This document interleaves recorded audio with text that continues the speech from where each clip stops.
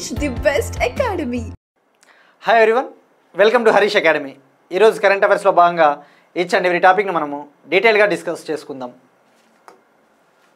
ఇవాళ మన first topic ఒక ప్రోగ్రామ్కి సంబంధించి మహిళలను ఆర్టిఫిషియల్ ఇంటెలిజెన్స్ రంగంలో తీర్చిదిద్దడానికి, ఆర్టిఫిషియల్ ఇంటెలిజెన్స్ సెక్టార్లో ట్రైనింగ్ ఇవ్వడానికి, అలానే సైబర్ సెక్యూరిటీకి సంబంధించి నైపుణ్య శిక్షణ ఇవ్వడానికి జాతీయ మహిళా commission, national commission for women ఒక ప్రోగ్రామ్ని లాంచ్ చేసింది. దాని పేరే Yashoda AI Abhiyan. Yashoda AI artificial intelligence Abhiyan. మనము ఇటీవల అబ్జర్వ్ చేస్తే ఆర్టిఫిషియల్ ఇంటెలిజెన్స్కి, ఉమెన్కి చాలా లింక్ పెడుతూ చాలా స్కీమ్స్ గురించి కూడా తెలుసుకున్నాం. ఫర్ ఎగ్జాంపుల్, ఇటీవల UNESCO, united nations educational, scientific and cultural organization విడుదల చేసిన గ్లోబల్ ఎడ్యుకేషన్ మానిటరింగ్ రిపోర్ట్లో స్టెమ్ కోర్సెస్లో సైన్సు, టెక్నాలజీ, ఇంజనీరింగ్, మ్యాథమెటిక్స్ కోర్సెస్లో ప్రపంచవ్యాప్తంగా కేవలం 35% మంది మహిళలు మాత్రమే స్టెమ్ కోర్సెస్లో ఉన్నారని చెప్పేసి యునెస్కో చెప్పింది. అలానే మహిళలకి ఏఐలో శిక్షణ ఇవ్వడానికి ఇటీవలే మినిస్ట్రీ ఆఫ్ స్కిల్ డెవలప్మెంట్ మంత్రిత్వ శాఖ మైక్రోసాఫ్ట్ సంస్థతో కలిసి AI careers for women, artificial intelligence careers for women అనే ఒక ప్రోగ్రామ్ని కూడా లాంచ్ చేసింది. మరి ఇప్పుడు ఈ కాంటెక్స్ట్లో ఏఐకి, మహిళలకి చాలా ఇంపార్టెన్స్ ఇవ్వాలి మనం. ఎందుకంటే ప్రధానమంత్రి నరేంద్ర మోడీ గారు చెప్తా ఉన్నట్టు వికసిత్ భారత్ 2047 మనం సాధించాలి అన్నా కూడా మహిళలు ఏఐ రంగంలో రాణించాలి. అలానే ఏఐ రంగంలో మహిళల్ని లీడర్లుగా తీర్చిదిద్దాలి. ఎందుకంటే ఏఐ యాక్షన్ సమ్మిట్ 2025 ఫిబ్రవరిలో ఫ్రాన్స్ దేశంలోని ప్యారిస్లో ఆర్టిఫిషియల్ ఇంటెలిజెన్స్ సమ్మిట్ జరిగింది. అక్కడ కూడా ప్రధానంగా చర్చించిన విషయం మహిళల్ని ఏఐ రంగంలో తీర్చిదిద్దాలని చెప్పేసి. సో ఈ కాంటెక్స్ట్లో ఈ స్కీమ్ గురించి మనం తెలుసుకోవాలి. యశోద ఏఐ అభియాన్, దీన్ని జాతీయ మహిళా కమిషన్ చైర్మన్ గారు శ్రీమతి విజయా కిషోర్ రహత్కర్ గారు లాంచ్ చేశారు. ఈ ప్రోగ్రాం కింద మహిళలకి, ముఖ్యంగా కమ్యూనిటీలో ఉన్న మహిళలందరికీ కూడా ఏఐలో ట్రైనింగ్ ఇవ్వడం జరుగుతుంది. వాళ్ళకి ఏఐకి సంబంధించిన డిస్కషన్స్ కూడా ఇందులో నిర్వహిస్తారు. సో ఇక్కడ గుర్తుపెట్టుకోవాల్సింది ఈ స్కీమ్ ముఖ్య ఉద్దేశం, పర్పస్ ఏంటి అని. ఇక నేషనల్ కమిషన్ ఫర్ ఉమెన్ విషయానికి వస్తే ప్రస్తుతం ఈమె 9వ చైర్పర్సన్గా నిర్వహిస్తూ ఉన్నారు శ్రీమతి విజయ కిషోర్ రహత్కర్ గారు. సింపుల్గా చెప్పాలంటే ఈ scheme Yashoda AI your AI Sakhi, Yashoda AI your AI Sakhi programme. ఇక ఎన్సిడబ్ల్యూ గురించి, ఇది 1992లో ఏర్పాటైంది. స్టాచ్యుటరీ బాడీ అంటే చట్టబద్ధమైన సంస్థ. National commission for women act 1990 కింద ఏర్పాటైన సంస్థ అని చెప్పవచ్చు. ఇది ఈ ప్రోగ్రాంకి సంబంధించి. సో ఇక్కడ వీళ్ళకి ట్రైనింగ్ ఇవ్వడం జరుగుతుంది. ఈ ప్రోగ్రాంలో భాగంగా ఏఐ ఎక్స్పర్ట్స్ వీళ్ళందరూ కూడా వెళ్ళి ఆ ప్రాంతాలకు వెళ్ళి, వీళ్ళున్న ప్రాంతాలకు వెళ్ళి వాళ్ళకి ట్రైనింగ్ ఇవ్వడం జరుగుతుంది. నెక్స్ట్ వన్, పాలిటిక్స్ సంబంధించి భారతదేశంలోని గ్రామ పంచాయతీలను అభివృద్ధి చేయాలి. ముఖ్యంగా గ్రామ పంచాయతీలలో సస్టైనబుల్ డెవలప్మెంట్ గోల్స్, సుస్థిర అభివృద్ధి లక్ష్యాలు ఏ విధంగా అమలవుతా ఉన్నాయో తెలుసుకోవడానికి మినిస్ట్రీ ఆఫ్ పంచాయతీరాజ్ మంత్రిత్వ శాఖ పంచాయత్ అడ్వాన్స్మెంట్ ఇండెక్స్ 2.0కు సంబంధించి జాతీయ వర్క్షాప్ని ఇవాళ లాంచ్ చేసింది 2 రోజుల పాటు. ఇది న్యూఢిల్లీలోని డాక్టర్ అంబేద్కర్ ఇంటర్నేషనల్ సెంటర్ వద్ద జరుగుతూ ఉంది. పంచాయత్ అడ్వాన్స్మెంట్ ఇండెక్స్ మనం గతంలో డిస్కస్ చేసుకున్నాం. మరి పంచాయత్ అడ్వాన్స్మెంట్ ఇండెక్స్ 1.0కి 2.0కి డిఫరెన్సెస్ ఏంటో తెలుసుకోవాలి. పంచాయత్ అడ్వాన్స్మెంట్ ఇండెక్స్ అంటే పంచాయతీల అభివృద్ధి ఇండెక్స్ అని చెప్పవచ్చు. దీని ముఖ్య ఉద్దేశము భారతదేశంలోని 2.5 లక్షల గ్రామ పంచాయతీలని వాటి పర్ఫార్మెన్స్ ఆధారంగా, వాటి పనితీరు ఆధారంగా గ్రేడ్లు ఇవ్వడం జరుగుతుంది. ఆ గ్రేడ్లు మనం ఇంకొకసారి రికాల్ చేసుకోవాలి.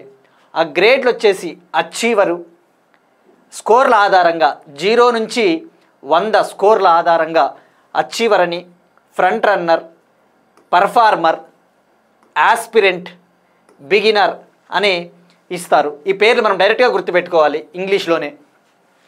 ఇక ఈ పంచాయత్ అడ్వాన్స్మెంట్ ఇండెక్స్ 1.0లో 9 థీమ్స్ ఉంటాయి, 9 థీమ్స్. ఈ 9 థీమ్స్ మనం ఆల్రెడీ డిస్కస్ చేసుకున్నాం. ఇవి 9 అని గుర్తుపెట్టుకుంటే సరిపోతుంది. ఇక పంచాయత్ అడ్వాన్స్మెంట్ ఇండెక్స్ 1.0లో మనకి దీని ముఖ్య ఉద్దేశము గ్రామీణ స్థాయిలో సుస్థిర అభివృద్ధి లక్ష్యాలు ఏ విధంగా అమలవుతా ఉన్నాయో తెలుసుకోవాలని దీని ముఖ్య ఉద్దేశం. మరి సుస్థిర అభివృద్ధి లక్ష్యాల విషయానికి వస్తే ఇవి 17 గోల్స్ 169 టార్గెట్స్ ఉంటాయని మనందరికీ తెలుసు. 17 గోల్స్ 169 టార్గెట్స్. అయితే జాతీయ స్థాయిలో ఈ సుస్థిర అభివృద్ధి లక్ష్యాలు ఏ విధంగా అమలవుతా ఉన్నాయో మానిటర్ చేయడానికి, పర్యవేక్షించడానికి ministry of statistics and programme implementation, కేంద్ర ప్రభుత్వ గణాంకాలు మరియు పథకాల అమలు శాఖ ఒక టూల్ని, ఒక సాధనాన్ని అభివృద్ధి చేసింది. దాన్నే నేషనల్ ఇండికేటర్ ఫ్రేమ్వర్క్ అంటారు. National indicator framework. దీని ఆధారంగా పంచాయతీ అడ్వాన్స్మెంట్ ఇండెక్స్ 1.0, 2.0లో కొన్ని సూచికల ఆధారంగా పనితీరును గుర్తిస్తారు. పంచాయత్ అడ్వాన్స్మెంట్ ఇండెక్స్ 1.0లో 435 ఇండికేటర్లు ఉంటాయి. 435 ఇండికేటర్లు.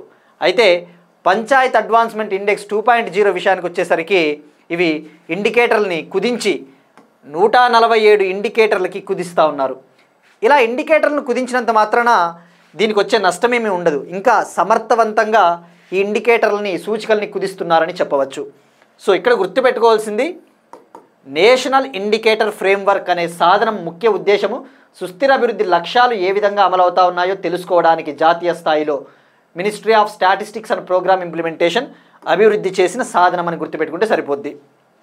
ఇక థీమ్స్ విషయానికి వస్తే పంచాయత్ అడ్వాన్స్మెంట్ ఇండెక్స్ 1.0లో 9 థీమ్లే, దీనికి కూడా 9 థీమ్లే. కేవలం ఇండికేటర్లు మనకి ఎగ్జామ్ పాయింట్ ఆఫ్ వ్యూలో చాలా ఇంపార్టెంట్. స్టేట్మెంట్స్లో ఇస్తాడు ఎన్ని ఇండికేటర్ల ఆధారంగా ఇది నిర్మించారు ఇండెక్స్ని అని చెప్పేసి. సో ఇప్పుడు అయితే ఇంకొక డిఫరెన్స్ కూడా ఉంది.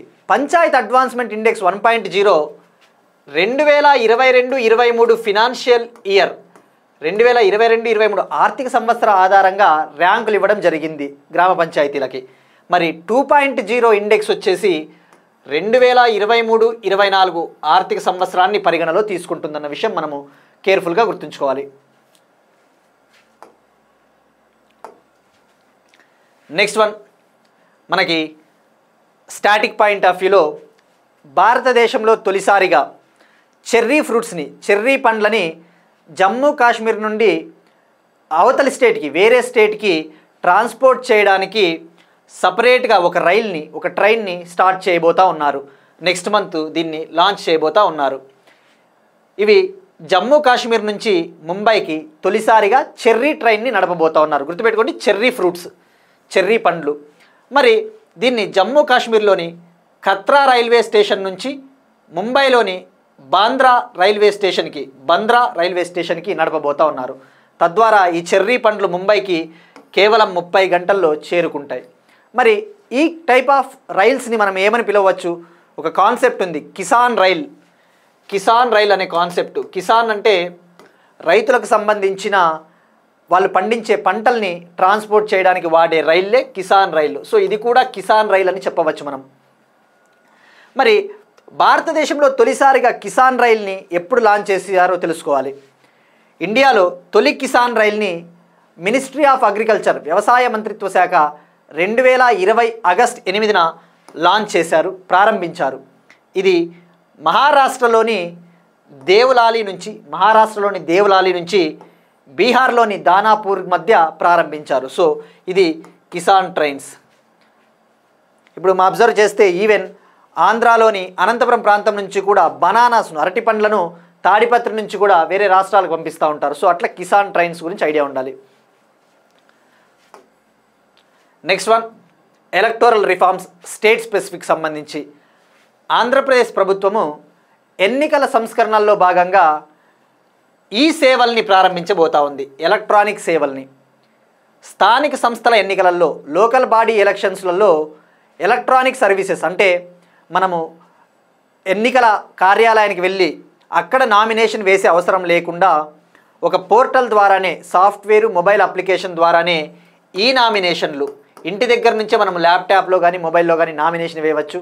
అలానే ఓటర్ల జాబితాను ఆన్లైన్లో పెట్టడం ద్వారా అవి మనం డౌన్లోడ్ చేసుకొని ఆ పోర్టల్ నుంచి ఆ ఓటర్ల జాబితాను అధికారులు డౌన్లోడ్ చేసుకోవడం ద్వారా సులువుగా ఈ పంచాయతీలో ఎన్ని ఓట్లు ఉన్నాయి, ఈ నగరపాలక సంస్థలో ఎన్ని ఓట్లు ఉన్నాయని చెప్పేసి వాళ్ళకి ఒక క్లియర్ కట్ ఐడియా ఇవ్వడానికి హైదరాబాద్లోని సెంటర్ ఫర్ గుడ్ గవర్నెన్స్ ఆధ్వర్యంలో దీన్ని లాంచ్ చేయబోతా ఉన్నారు. దీనికి సంబంధించిన పనులు కూడా తుది దశకు చేరుకున్నాయని చెప్పేసి ప్రభుత్వం చెప్పింది.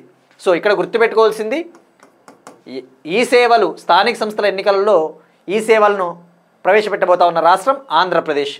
ఇందులో భాగంగా 5 సర్వర్లను కేటాయించారు. 175 అసెంబ్లీ నియోజకవర్గాలకు సంబంధించిన ఓటర్ల డేటా అంతా కూడా ఈ సర్వర్లలో స్టోర్ చేసి ఉంచుతారు. సో ఇది మనకి state specific. Next one, PM ఈ డ్రైవ్ స్కీమ్. తెలంగాణకు సంబంధించి పిఎం ఈ డ్రైవ్ స్కీమ్ కింద కేంద్ర ప్రభుత్వం హైదరాబాదుకు 2000 ఎలక్ట్రిక్ బస్సుల్ని మంజూరు చేసింది. ఒరిజినల్గా ఈ పథకం కింద 2800 ఎలక్ట్రిక్ బస్సుల్ని కేటాయించింది. ప్రస్తుతానికి 2000 బస్సుల్ని మంజూరు చేసింది. ఇంకా 800 మంజూరు చేయాల్సిన అవసరం ఉంది. సో ఇక్కడ గుర్తుపెట్టుకోవాల్సింది ఎలక్ట్రిక్ బస్సులు. మరి ఈ కాంటెక్స్లో మనము పిఎం ఈ డ్రైవ్ స్కీమ్ గురించి తెలుసుకోవాలి. స్టాటిక్ పాయింట్ ఆఫ్ వ్యూలో ఈ పథకం కింద తెలంగాణ కేటాయించిన ఎలక్ట్రిక్ బస్సులు ఎన్ని అంటే 2800. పిఎం ఈ డ్రైవ్ స్కీమ్ పేరులోనే ఉంది. ఇండియాలో ముఖ్యంగా నగరాలలో, పట్టణాలలో ఎలక్ట్రిక్ ట్రాన్స్పోర్టేషన్ని పెంచాలి, తద్వారా కాలుష్యాన్ని నివారించాలి అనేది దీని ముఖ్య ఉద్దేశం.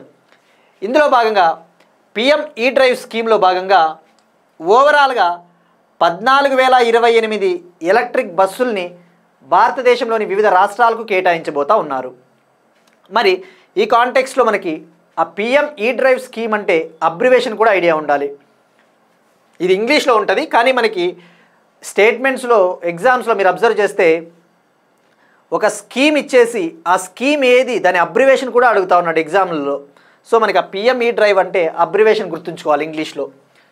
PM electric drive revolution in innovative vehicle enhancement. ఎందుకంటే నిన్న అబ్జర్వ్ చేస్తే ఇటీవల నిన్న జరిగిన యూపీఎస్సీ ఎగ్జామ్లో కూడా కావచ్చు, బ్రిక్స్ సమ్మిట్కి సంబంధించి 16వ బ్రిక్స్ సమ్మిట్కి సంబంధించి థీమ్లో మల్టీలేటరలిజం అనే ప్లేస్లో మల్టీ కల్చరలిజం అనే వర్డ్ని అడిగాడు అనమాట. సో అట్లా కన్ఫ్యూజ్ చేయడానికి కూడా ఛాన్స్ ఉంటుంది. మనకి తప్పకుండా అబ్రివేషన్లు ఐడియా ఉండాలి. ఇక ఈ పథకాన్ని నిర్వహించే మినిస్ట్రీ వచ్చేసి మినిస్ట్రీ ఆఫ్ హెవీ ఇండస్ట్రీస్, భారీ పరిశ్రమల మంత్రిత్వ శాఖ దీన్ని అమలుపరుస్తుంది. ఈ పథకం ముఖ్య ఉద్దేశము ముఖ్యంగా పబ్లిక్ ట్రాన్స్పోర్ట్కి సంబంధించి, ప్రజా రవాణాకు సంబంధించి, అలానే కమర్షియల్ యూజ్ అంటే వాణిజ్య స్థాయిలో మనం ఉపయోగించే ఎలక్ట్రిక్ వాహనాల కోసం తీసుకొచ్చిన పథకం. గుర్తుపెట్టుకోండి, ఇందులో ఎలక్ట్రిక్ కార్స్ రావు. ఎందుకంటే మనం అవి వ్యక్తిగత హోదాలో ఉపయోగించే, మన వ్యక్తిగత అవసరాలకు ఉపయోగించే 4 వీలర్ ఎలక్ట్రిక్ కార్సు ఈ స్కీమ్ పరిధిలోకి రావనే విషయం మనము కేర్ఫుల్గా గుర్తుంచుకోవాలి.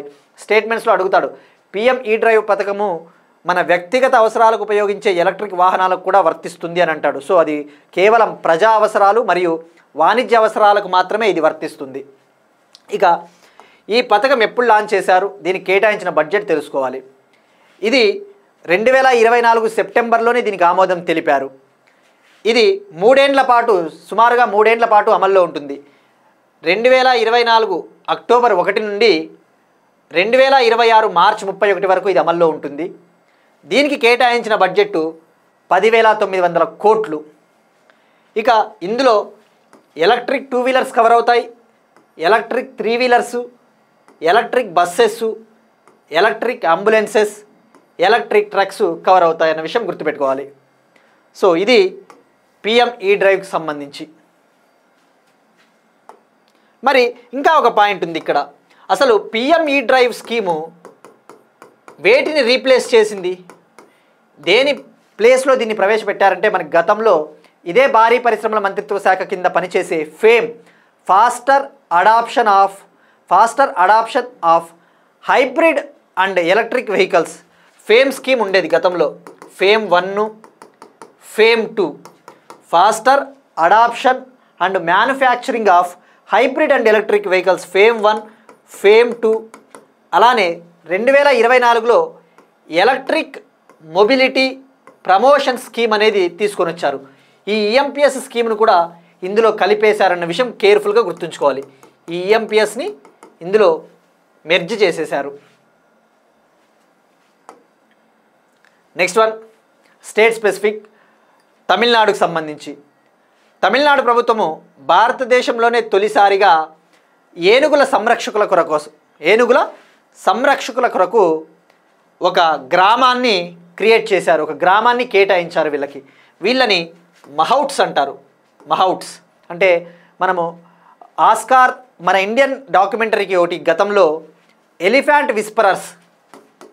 ద ఎలిఫెంట్ విస్పరర్స్ అనే ఒక డాక్యుమెంటరీకి ఆస్కార్ అవార్డు కూడా లభించింది. ఈ డాక్యుమెంటరీలో ఏనుగుల్ని సంరక్షిస్తూ ఉన్న ఒక కపుల్కి వాళ్ళ పైన తీసిన డాక్యుమెంటరీకి అవార్డు వచ్చింది. సో ఆ కాంటెక్స్ట్లోనే వాళ్ళు ఎప్పటి నుంచో అడుగుతూ ఉన్నారు.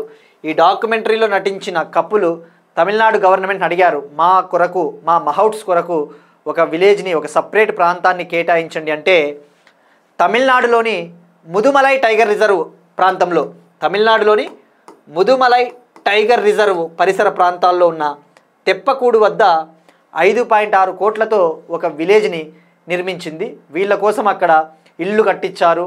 అలానే పిల్లలకు ఆడుకోవడానికి గ్రౌండ్ ఫెసిలిటీసు ఇవన్నీ కూడా నిర్మించారు. సో ఇది మహౌట్స్. నెక్స్ట్ వన్ ఎకానమీకి సంబంధించి నీతి ఆయోగ్ సిఈఓ బీవీఆర్ సుబ్రహ్మణ్యం గారు ఒక మాట ప్రకటించారు నిన్న. భారతదేశము జపాన్ని దాటి 4వ అతిపెద్ద ఎకానమీగా అవతరించింది. ప్రపంచంలో ఇప్పుడు మనము 4th ప్లేస్లో ఉన్నాము. తద్వారా మనము వికసిత్ భారత్ 2047 లక్ష్యానికి మనం దగ్గరలో ఉన్నామని చెప్పేసి కూడా ప్రకటించారు. సో ఈ కాంటెక్స్ట్లో తెలుసుకోవాల్సింది, ప్రపంచంలో టాప్ 5 ఎకానమీస్ జీడిపి ఆధారంగా, అంటే గ్రాస్ డొమెస్టిక్ ప్రోడక్ట్, అంటే మన దేశంలో ప్రొడ్యూస్ అయ్యే మొత్తం గూడ్స్ అండ్ సర్వీసెస్, వస్తువులు మరియు సేవల విలువ జీడిపి ఆధారంగా ఫస్ట్ ప్లేస్లో అమెరికా ఉంది. $30.51 ట్రిలియన్ అమెరికా ఫస్ట్ ప్లేస్లో ఉంది. సెకండ్ ప్లేస్లో చైనా $19.23 ట్రిలియన్. థర్డ్ ప్లేస్లో Germany $4.74 trillion. India $4.19 trillion. Japan also మనకి దగ్గరగా ఉంది. అయితే జపాన్తో పోల్చుకుంటే, జపాన్ రియల్ జీడిపితో పోల్చుకుంటే మన నామినల్ జీడిపినే ఎక్కువగా ఉండడం వల్ల మనం ఇప్పుడు 4th ప్లేస్లో ఉన్నాము. 5th జపాను, 6th ప్లేస్లో యూకే ఉంది, 7th France, 8th Italy, 9th Canada, 10th Brazil. ఇక ఆల్రెడీ ఐఎంఎఫ్ కూడా చెప్పింది మనం 2025 సంవత్సరంలో 4వ అతిపెద్ద ఆర్థిక వ్యవస్థగా అవతరించబోతా ఉన్నామని. ఐఎంఎఫ్ తన వరల్డ్ ఎకనామిక్ అవుట్లుక్ రిపోర్ట్లో ఈ విషయాన్ని ప్రకటించింది. ఆ రిపోర్ట్లో భాగంగా 2025-26 ఫినాన్షియల్ ఇయర్కి సంబంధించి ఇండియా జీడిపి వృద్ధి రేటు ఈ సంవత్సరం 6.2 ఉంటుందని కూడా ప్రకటించింది. 6.2%. మరి మనం ఈ సాధించడానికి ముఖ్యమైన కారణాలు వచ్చేసి భారతదేశపు పర్ క్యాపిటల్ ఇన్కమ్ తీసుకున్నా కూడా 2013-14లో భారతదేశపు తలసరి ఆదాయం పర్ క్యాపిటల్ ఇన్కము $1,438 ఉండేది. ఇప్పుడు 2024-25కి వచ్చేసరికి $2,880 అయ్యింది. అంటే దాదాపు 2 రెట్లు పెరిగిందని చెప్పవచ్చు దాదాపుగా. సో ఇది మనకి ఎకానమీ పాయింట్ ఆఫ్ వ్యూలో ఇది డేటా ఇంపార్టెంట్. 2024-25 మన పర్ క్యాపిటల్ ఇన్కమ్ $2,880. ఇక 10th గవర్నింగ్ కౌన్సిల్ నిన్న డిస్కస్ చేసుకున్నాం. నీతి Aayog 10th governing council meeting న్యూఢిల్లీలో జరిగింది. దాని థీమ్ ఏంటో కూడా ఒకసారి రికాల్ చేసుకోవాలి. ఆ థీమ్ వచ్చేసి 10వ పాలక మండలి సమావేశం థీమ్ వచ్చేసి వికసిత్ రాజ్య ఫర్ వికసిత్ భారత్ అట్ 2047. వికసిత్ రాజ్య ఫర్ వికసిత్ భారత్ అట్ 2047. ఇది ఎకానమీకి సంబంధించి ఇన్ఫర్మేషన్. ఇప్పుడు ఒక క్వశ్చన్ చూద్దాం. ఇది నేషనల్ పార్క్స్ సంబంధించి ఇండియాలో ఇటీవల 107వ నేషనల్ పార్క్గా అవతరించిన టైగర్ రిజర్వ్ లేదంటే వైల్డ్ లైఫ్ శాంక్చురీ ఏది? ఇటీవల ఏ జాతీయ ఉద్యానవనం నేషనల్ పార్క్ భారతదేశంలో 107వ జాతీయ ఉద్యానవనం నేషనల్ పార్క్ హోదాను పొందింది? మనం డిస్కస్ చేసిన కాన్సెప్ట్సే. ఆప్షన్ ఏ బర్దా వన్యప్రాణుల అభయారణ్యం, బార్దా వైల్డ్ లైఫ్ శాంక్చురీ.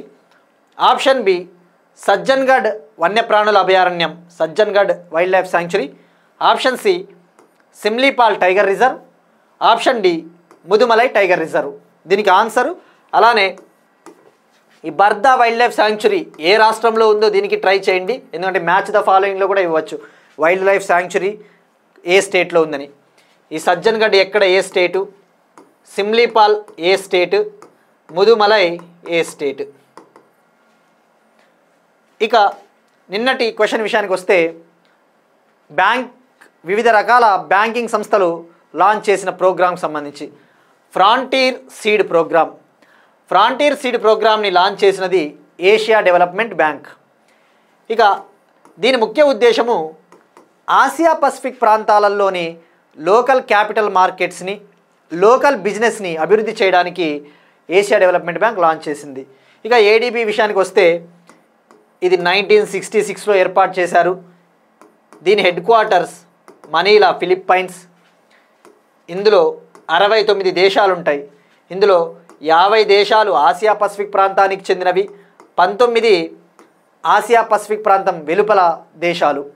ఇక ఇందులో ఇండియా కూడా మెంబర్ అన్న విషయం మనము గుర్తుపెట్టుకుంటే సరిపోద్ది.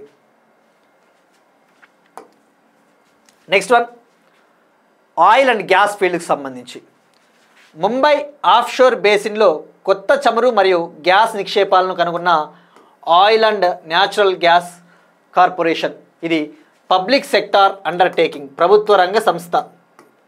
ఇది భారతదేశంలో ఉన్న చమురు గ్యాస్ నిక్షేపాలను వెలికి తీయడంలో సహాయపడుతుందన్నమాట, దీని ప్రధాన బాధ్యత. ఇక ముంబై ఆఫ్షోర్ బేసిన్ మహారాష్ట్రలోని బేసిన్లో న్యూ ఆయిల్ మరియు గ్యాస్ ఫీల్డ్స్ని కనుగొన్నారు. ఇక మనం డిస్కస్ చేసుకున్నట్టు ఆల్రెడీ ఇండియా మన ఆయిల్ అవసరాలలో 85% దిగుమతి చేసుకుంటా ఉన్నాం. ఇక గ్యాస్ అవసరాల విషయానికి వస్తే ఇండియా 50% గ్యాస్ మనము దిగుమతి చేసుకుంటా ఉన్నాం. మరి ఈ కాంటెక్స్ట్లో ఈ రెండు కొత్త గ్యాస్ నిక్షేపాలు, గ్యాసు మరియు ఆయిల్ నిక్షేపాలు తప్పకుండా మనం ఆత్మనిర్భరత, ఎనర్జీ సెక్యూరిటీని సాధించడానికి ఉపయోగపడతాయని చెప్పవచ్చు. ఇక వీటికి పెట్టిన పేర్లు వచ్చేసి, ఈ పేర్లు చాలా ఇంపార్టెంట్. సూర్యామణి, వజ్రామణి. సూర్యామణి, వజ్రామణి అనే రెండు ఆయిల్ మరియు గ్యాస్ నిక్షేపాలను ఇటీవల ఎక్కడ కనుగొన్నారు అంటే ముంబై ఆఫ్షోర్ బేసిన్. ఇక మరి అసలు ముంబై ఆఫ్షోర్ బేసిన్ ప్రాముఖ్యత ఏంటో తెలుసుకోవాలి. ఇది భారతదేశంలోనే అతిపెద్ద ఆయిల్ మరియు గ్యాస్ నిక్షేపాలున్న ప్రాంతము ముంబై ఆఫ్షోర్. ఇది అరేబియా సముద్రం ప్రాంతంలో ఉంటుంది, అరేబియా సముద్రం.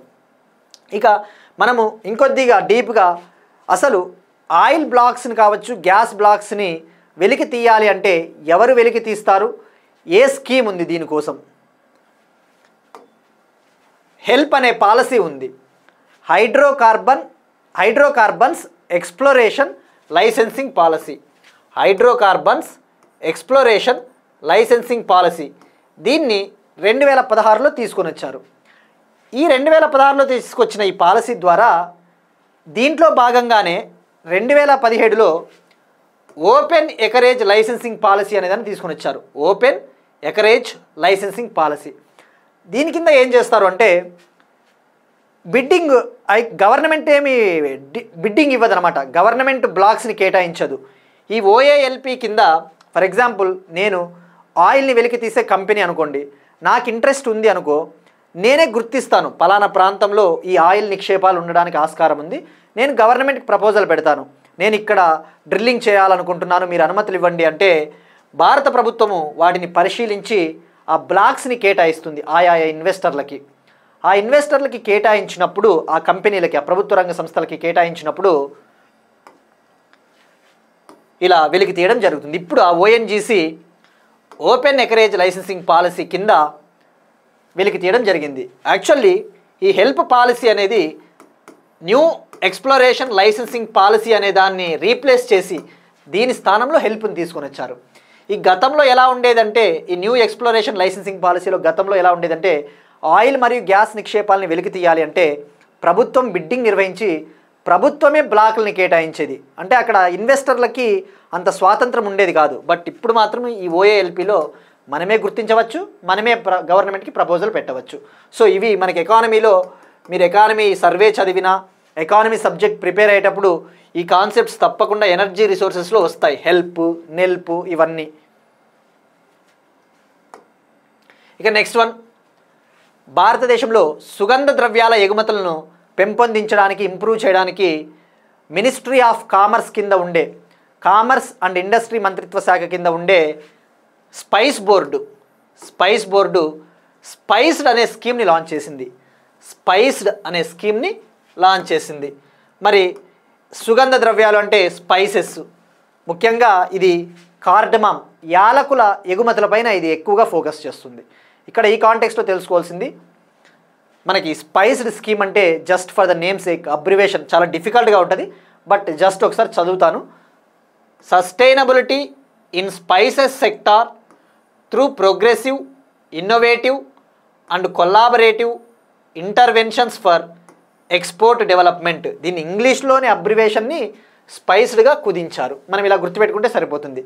ఇక అచ్చ తెలుగులో చెప్పాలంటే ఎగుమతి అభివృద్ధి కోసం ప్రగతిశీల, వినూత్న మరియు సహకార జోక్యాల ద్వారా సుగంధ ద్రవ్యాల రంగంలో స్థిరత్వం అనే పథకం. మనకి స్పైస్డ్ అని గుర్తుపెట్టుకుంటే సరిపోద్ది.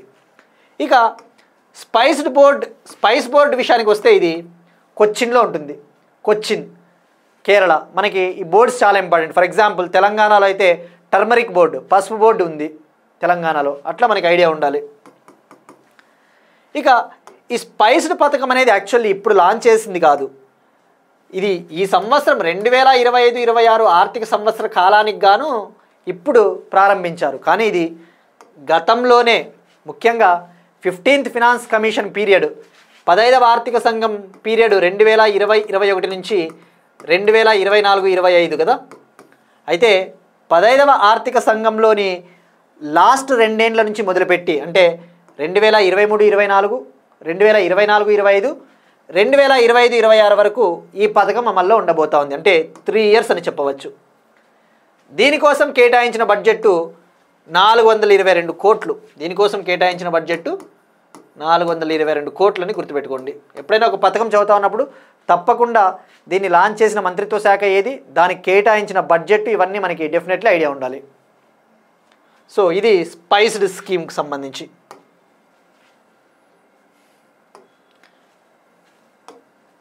నెక్స్ట్ వన్, హెల్త్ అండ్ డిసీజెస్కి సంబంధించి కాలా అజార్ నిర్మూలన కోసం 6 తూర్పు ఆఫ్రికా దేశాలు ఒక MOUని, ఒప్పందాన్ని కుదుర్చుకున్నాయి. కాలా అజార్, ఈ కాలా అజార్ అనేది ఒక నెగ్లెక్టెడ్ ట్రోపికల్ డిసీజ్ అని చెప్పవచ్చు. అంటే ముఖ్యంగా ఉష్ణమండల దేశాల్లో, ట్రోపికల్ కంట్రీస్, ఆఫ్రికా దేశాలు, ఇండియా లాంటి కంట్రీస్లో ఇది కాలా అజార్ అనే వ్యాధి వస్తుంది. ఇది ఒక పారాసైట్, ఒక పరాన్నజీవి వల్ల ఇది వ్యాప్తి చెందుతుందన్నమాట. ముఖ్యంగా చెప్పాలి అంటే ఒక ఫ్లై, ఒక ఈగ ద్వారా వస్తుందని చెప్పవచ్చు కాలా అజార్. ఇప్పుడు దీన్ని నిర్మూలించడానికి ఇటీవల 78వ హెల్త్ అసెంబ్లీ జరిగింది కదా. 78వ వరల్డ్ హెల్త్ అసెంబ్లీ సమావేశాలు జెనీవాలోని, స్విట్జర్లాండ్లోని జెనీవాలో జరిగాయి. అక్కడ ఆఫ్రికన్ యూనియను మరియు ఈ వరల్డ్ హెల్త్ అసెంబ్లీ ఒక కార్యక్రమాన్ని నిర్వహించాయి. ఆ సందర్భంగా 6 తూర్పు ఆఫ్రికా దేశాలు ఒప్పందం కుదుర్చుకున్నాయి. సో మనకి కాంటెక్స్ట్లో మనకి ఆ 6 ఆఫ్రికన్ కంట్రీస్ ఏవో ఐడియా ఉండాలి. ఒకటి చాద్ దేశము, జిబౌటి ఒక దేశము, జిబౌటి, ఇథియోపియా, సోమాలియా, దక్షిణ సూడాన్, సౌత్ సూడాన్ మరియు సూడాన్. ఈ 6 దేశాలు మనకి చాలా ఇంపార్టెంట్. ఇక కాలా అజార్నే, దీన్నే విజరల్ లీష్మానియాసిస్ అని కూడా అంటారు. దీన్ని విజరల్ లీష్మానియాసిస్ అని కూడా పిలుస్తారు ఈ వ్యాధిని. భారతదేశం దీన్ని ఇంకా నిర్మూలించలేదు అని చెప్పవచ్చు. మనము ఆ దిశగా అడుగులు వేస్తూ ఉన్నాం. ఇక నెక్స్ట్ వన్, ఐఐటీస్కి సంబంధించి. ఐఐటి గువాహతి వాళ్ళు ఒక టెక్నాలజీని అభివృద్ధి చేశారు. భారతదేశంలో ముఖ్యంగా ఇండస్ట్రీస్ నుంచి, హాస్పిటల్స్ నుంచి వచ్చే వేస్ట్ వాటర్, ఆ మురుగునీరులో, ఆ వేస్ట్ వాటర్లో చాలా కెమికల్స్, హానికరమైన పదార్థాలు ఎక్కువగా ఉంటాయి. అవి హెల్త్కి చాలా డేంజర్. ఆ వేస్ట్ వాటర్ని శుద్ధి చేయడానికి బీమా అనే ఒక టెక్నిక్ను ఐఐటి గువాహతి వాళ్ళు, అస్సాంలో ఉన్న ఐఐటి గువాహతి వాళ్ళు అభివృద్ధి చేశారు. బీమా అనే ఒక సాంకేతికత. ఈ టెక్నాలజీ ద్వారా పుట్టగొడుగుల నుంచి వచ్చే వ్యర్థాలను, అంటే మష్రూమ్స్, ఆ పుట్టగొడుగుల నుంచి వచ్చే వ్యర్థాలను ఉపయోగించి దాన్ని బయోచార్ అంటారు. ఆ బయోచార్ని ఉపయోగించి మరుగునీటిని శుద్ధి చేయబోతూ ఉన్నారు. ఇందులో భాగంగా ఆ పుట్టగొడుగుల వ్యర్థాల నుంచి వచ్చే బయోచార్ అంటే ఒక బ్లాక్ మెటీరియల్ అని చెప్పవచ్చు, కార్బన్ మెటీరియల్ అని చెప్పవచ్చు. ఈ బయోచార్ని ల్యాకేజ్ అనే ఒక ఎంజైమ్తో కలిపి, ల్యాకేజ్ అనే ఒక సహజ సిద్ధమైన ఎంజైమ్తో కలిపి ఒక పదార్థాన్ని తయారు చేస్తారు. ఆ పదార్థాన్ని ఆ మురుగునీటిని శుద్ధి చేయడానికి వాడతారు. సో ఇక్కడ గుర్తుపెట్టుకోవాల్సింది, బీమా టెక్నాలజీ అంటే బయోచార్ ఆధారిత లేదా biochar based hydrological enzyme regulated efficient mechanism for antibiotics removal అనే టెక్నాలజీ. సో బీమా టెక్నాలజీ ఉద్దేశం ఏంటి, దీన్ని ఎవరు డెవలప్ చేశారు? నెక్స్ట్ వన్, ఆయిల్ స్పిల్స్కి సంబంధించి సముద్రాలలో ఆయిల్ ట్యాంకర్లు యాక్సిడెంట్కి గురయ్యి ఆయిల్ అంతా కూడా సముద్రాలలో ఒలికిపోతూ ఉంటుంది. అటువంటికి సంబంధించే కేరళ తీరంలో లైబీరియా దేశానికి చెందిన ఒక కార్గో షిప్పు మునిగిపోయింది. ఇది కేరళలోని వింజింజం సీపోర్ట్ నుంచి మనం డిస్కస్ చేసుకున్నాం. వింజింజం సీపోర్ట్ అనేది భారతదేశంలోనే మొట్టమొదటి డీప్ వాటర్ ట్రాన్స్షిప్మెంట్ పోర్టు. ఇది తిరువనంతపురంకి దగ్గరలో ఉంటుంది.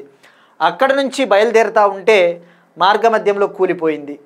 ఇది పూర్తిగా మునిగిపోయిందని చెప్పేసి ఇండియన్ కోస్ట్ గార్డ్ కూడా ప్రకటించింది. సో ఇక్కడ మనకి ఈ కాంటెక్స్ట్లో తెలుసుకోవాల్సింది, ఈ లైబీరియా దేశం ఏ దేశానికి చెందిన నౌక అంటే లైబీరియా ఒకటి. మరి ఇప్పుడు ఇది మునిగిపోవడం వల్ల ఆల్రెడీ ఇందులోని కంటైనర్స్లో ఉన్న ఫర్నేస్ ఆయిల్ కావచ్చు, మళ్ళీ కాల్షియం కార్బైడ్ ఎక్కువగా మోసుకొని పోతా ఉందంట. ఈ కాల్షియం కార్బైడ్ని మనము పండ్లని మాగబెట్టడానికి కూడా ఇది వాడతారు. ఈ కాల్షియం కార్బైడ్ ఇప్పుడు సముద్ర నీళ్ళల్లో కలిసిపోవడం వల్ల ఇది సముద్ర నీటితో రియాక్షన్ చర్యలు జరపడం వల్ల ఎసిటిలిన్ అనే గ్యాసు ఫార్మ్ చేయడానికి, ఎసిటిలిన్ అనే గ్యాస్ని ఏర్పాటు చేయడానికి, ఎసిటిలిన్ అనే గ్యాస్ ఉత్పత్తి అవుతుంది సముద్రపు నీటితో ఇది రియాక్షన్ జరపడం వల్ల. దీన్నే C2H2 అంటారు. ఇప్పుడు ఈ ఎసిటిలిన్ గ్యాస్ అనేది హెల్త్కి చాలా డేంజరు. దీన్ని కనుక అక్కడ వెళ్తా ఉన్న జాలర్లు ఎవరన్నా ఫిషర్మ్యాన్ కనుక దీన్ని భారీ స్థాయిలో దీన్ని కనుక మనము తీసుకున్నట్టయితే, ఎసిటిలిన్ గ్యాస్ని పీల్చినట్టయితే అన్కాన్షియస్నెస్, మతిస్థిమితం కోల్పోయి కోమాలోకి వెళ్ళిపోయి ఇక డెత్, మరణం సంభవిస్తుంది. సో ఇక్కడ గుర్తుపెట్టుకోవాల్సింది, సైన్స్ పాయింట్ ఆఫ్ వ్యూలో ఎసిటిలిన్ గ్యాస్ ఎలా ఫార్మ్ అవుతుందో మనకు ఐడియా ఉండాలి. ఇక ఇండియాలో మేజర్ ఆయిల్ స్పిల్ యాక్సిడెంట్స్ 2017 చెన్నైలోని ఎన్నూరు ఆయిల్ స్పిల్ అని గుర్తుపెట్టుకుంటే సరిపోద్ది. Ennore oil spill 2017 Tamil Nadu Chennai. Next one, Bharat forecast system. ఇక్కడ ఈ ఇమేజ్లో చూసినట్టు మీరు చూస్తే అబ్జర్వ్ చేస్తే ఇందులో వర్షం పడతా ఉంది. అందరూ కూడా ప్రొటెక్షన్గా కవర్లను ఉపయోగించి వెళ్తూ ఉన్నారు. అంటే ఇక్కడే అర్థమైపోతుంది, ఫోర్కాస్ట్ అంటే అంచనా.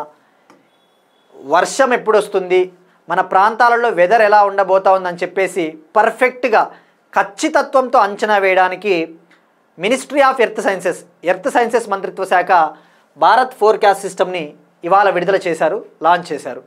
మరి దీని ప్రాముఖ్యత ఏంటి? మనకి జనరల్గా ఆల్రెడీ ఇండియాలో వెదర్ అప్డేట్స్ ఎప్పటికప్పుడు ఇవ్వడానికి ఎన్నో సిస్టమ్స్ ఉన్నాయి.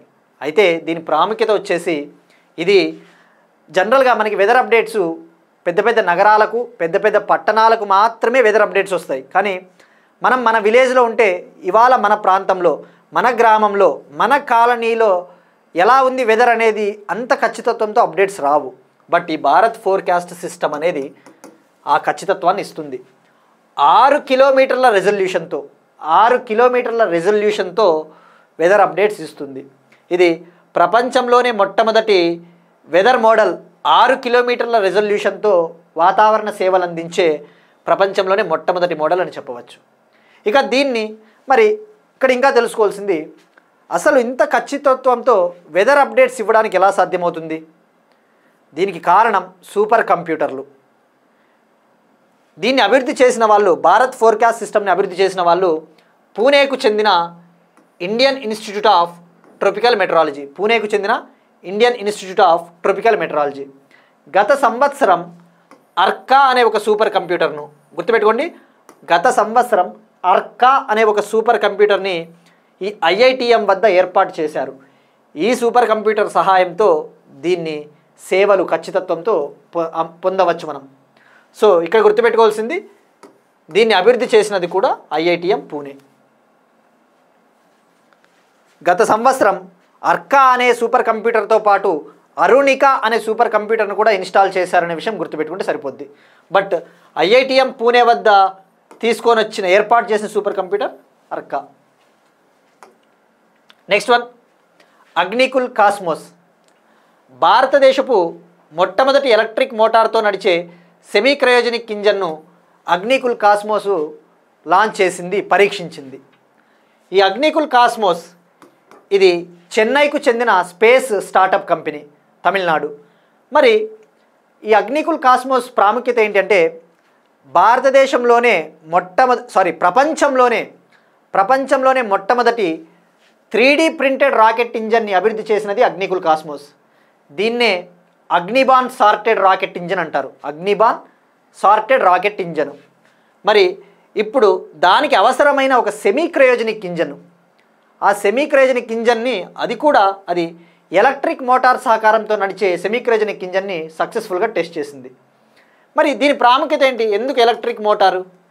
జనరల్గా కన్వెన్షనల్ రాకెట్ ఇంజన్స్, సాంప్రదాయ రాకెట్ ఇంజన్లు గ్యాస్ ఆధారంగా పనిచేస్తాయి, గ్యాస్ ఆధారంగా ఆర్బిట్లోకి దూసుకొని పోతాయి. ఈ ఎలక్ట్రిక్ మోటార్ వాడడం వల్ల చాలా ఖచ్చితంగా లాంచ్ చేయవచ్చు, ఎటువంటి సాంకేతిక సమస్యలు లేకుండా. ఇక ఇక్కడ తెలుసుకోవాల్సింది, సెమీ క్రయోజనిక్ ఇంజన్ అంటే ఇందులో వాడే ఆక్సిడైజర్ ఏంటిది? ఆక్సిడైజర్ లిక్విడ్ ఆక్సిజన్ అనే దాన్ని వాడతారు. ఫ్యూయల్ ఇంధనంగా రిఫైన్డ్ కిరోసిన్ని వాడతారని గుర్తుపెట్టుకుంటే సరిపోద్ది, రిఫైన్డ్ కిరోసిన్. ఇక మనకి గుర్తు రావాల్సింది అగ్నిబాన్ సార్టెడ్ రాకెట్ అంటే అగ్నికుల్ కాస్మోస్. అలానే మనకి విక్రమ్-1, విక్రమ్-S అనే 2 రాకెట్లు కూడా మనము very often we see news, మనకి ఎక్కువగా వార్తల్లో మనం ఇవి చూస్తూ ఉంటాం, న్యూస్ పేపర్స్లో ఎక్కువగా విక్రమ్-S రాకెట్, విక్రమ్-1 రాకెట్ అని వస్తూ ఉంటాయి. అగ్నిబాన్ రాకెట్ అయితే అగ్నికుల్, మరి విక్రమ్-S రాకెట్టు హైదరాబాద్కు చెందిన స్కైరూట్ ఏరోస్పేస్ కంపెనీ అభివృద్ధి చేసింది. హైదరాబాద్కు చెందిన స్కైరూట్, విక్రమ్-S. విక్రమ్-1 రాకెట్ కూడా హైదరాబాద్కు చెందిన స్కైరూట్ అభివృద్ధి చేసింది. కన్ఫ్యూజ్ అవుతారు యాక్చువల్లీ మీరు సైన్స్ అండ్ టెక్నాలజీ టాపిక్స్ చదివేటప్పుడు విక్రమ్-S, విక్రమ్-1 రెండు ఒకటే అని కన్ఫ్యూజ్ అవ్వడానికి ఛాన్స్ ఉంటుంది. కానీ ఇక్కడ ఒక డిఫరెన్స్ ఉంది. ఈ విక్రమ్-S అంటే ఇక్కడ సబ్ ఆర్బిటాల్ అని అర్థం.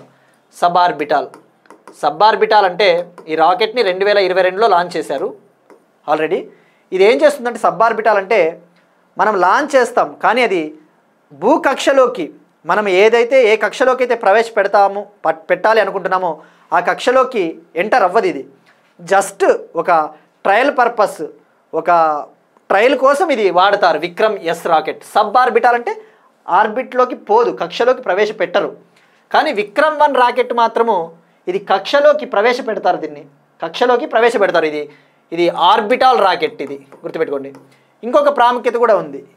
ఈ విక్రమ్-1 రాకెట్ ప్రాముఖ్యత వచ్చేసి ప్రపంచంలోనే మొట్టమొదటి ప్రైవేట్లీ బిల్ట్ రాకెట్ అని చెప్పవచ్చు. అంటే ప్రపంచంలో మొట్టమొదటగా ఒక ప్రైవేట్ కంపెనీ నిర్మించిన ఆర్బిటాల్ రాకెట్ అయితే విక్రమ్-1, ప్రపంచంలో మొట్టమొదట ప్రైవేట్ కంపెనీ నిర్మించిన సబ్ ఆర్బిటాల్ రాకెట్ అయితే విక్రమ్-S అని గుర్తుపెట్టుకోవచ్చు.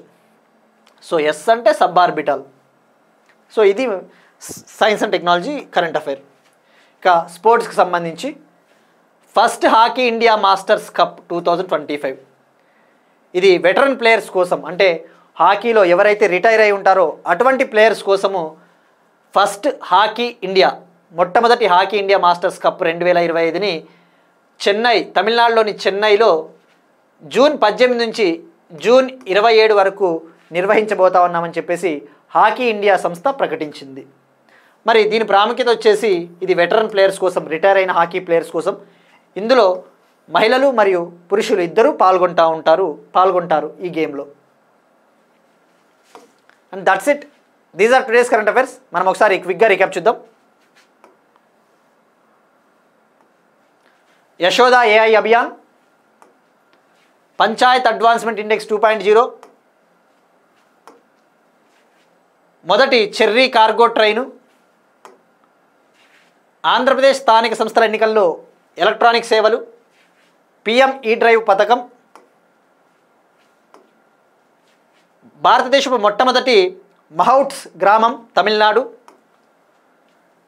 ప్రపంచంలో 4వ అతిపెద్ద ఆర్థిక వ్యవస్థగా అవతరించిన భారత్, ముంబై ఆఫ్షోర్ బేసిన్లో కొత్త చమురు మరియు గ్యాస్ నిక్షేపాలు సూర్యమణి మరియు వజ్రమణి, స్పైస్డ్ స్కీమ్,